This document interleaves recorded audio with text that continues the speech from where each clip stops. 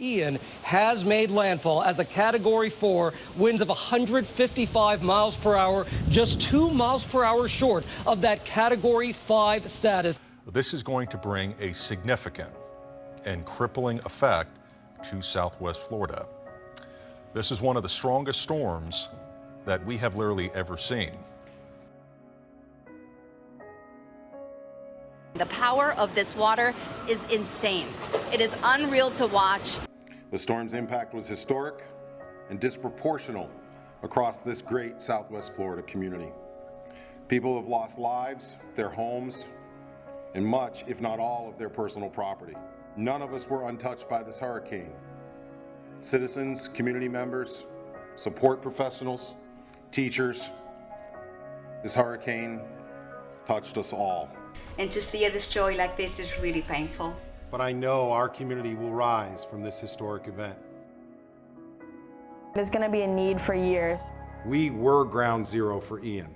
However, this is not going to stop us from opening our schools as soon as we can. There's hope there, and it looks like we're getting back to normal. We all love this community, and we will take back what this storm has attempted to take from us. Progress is progress. Even incremental, progress is the way we're going to recover.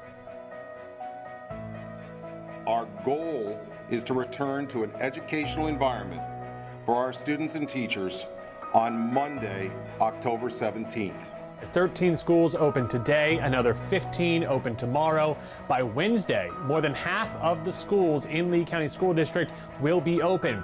So our goal today is just to love on our kids, let them know that we're happy that they're back, and just take it from there, one day at a time.